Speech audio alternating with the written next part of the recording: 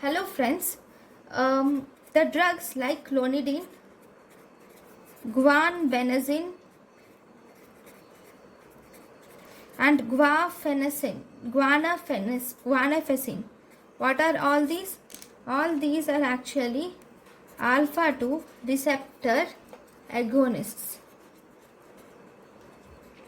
Okay, so we will learn some important points about clonidine. So if you see clonidine, now if you administer IV administration of clonidine, this will first causes activation of alpha 2 receptors in smooth muscles. So thus it will increase the blood pressure. Okay, that is transient increase in blood pressure occurs. Then after some time, because of C2 central alpha 2 receptor activation, later central alpha 2 receptor activation will result in decreased central sympathetic outflow. This alpha 2 receptor activation occurs in the peripheral muscles, causing increased vasoconstriction, leading to increased BP. Okay, later because of central receptor activation in the brain, it decreases the central sympathetic outflow, and thus it finally decreases, causes prolonged fall in BP. So you can say thus in clonidine it causes transient rise in BP followed by prolonged fall in BP.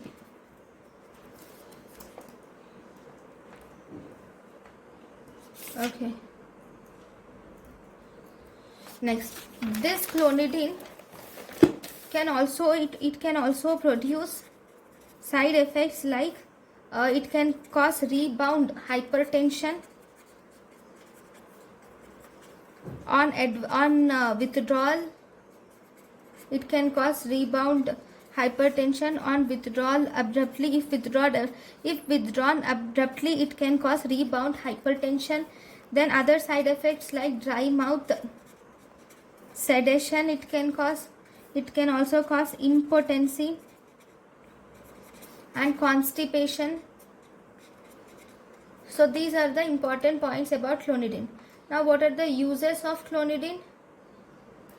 So uses, if you see, clonidine is used for, it can be used for opioid withdrawal syndrome.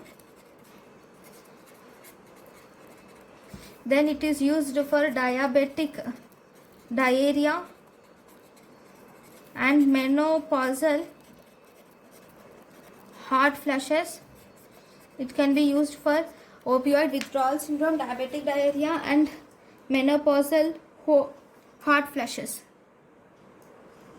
It can also be used for not just opioid, it can also be used for nicotine withdrawal and also alcohol withdrawal.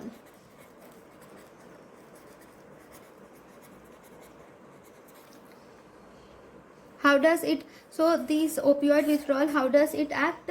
So because it decreases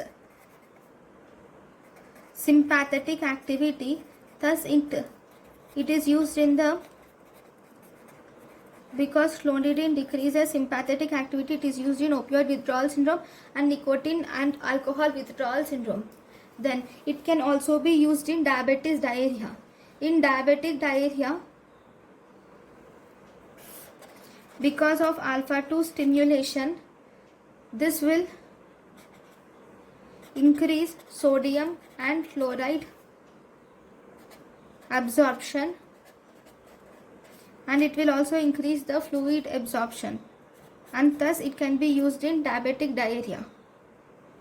And it will also inhibit bicarbonate secretion. It inhibits bicarbonate secretion increases sodium and water reabsorption, fluid absorption, and thus it is used in diarrhea. And in menopausal hot flushes, we can use the transdermal patch of clonidine can be used for menopausal hot flushes. Now these are the main uses. Then if you were asked what are the off-label uses of clonidine, off-label uses of clonidine include clonidine can be used for atrial fibrillation, it can be used for ADHD, then it can be used for constitutive growth delay in children, it can be used for cyclosporin associated nephrotoxicity, then it can be used for Tourette syndrome, hyperhidrosis, mania, post-herpetic neuralgia, we can use clonidine. It can be used for psychosis, restless leg syndrome. It can be used for ulcerative colitis,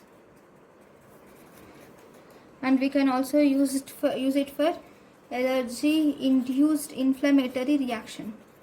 Allergy-induced inflammatory reaction.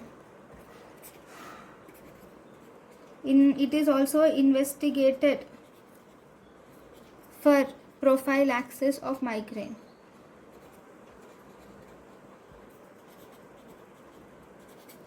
But no effect is found. It is tried for migraine, but no effect is found. Okay, so these are the uses of clonidine. Thank you for watching.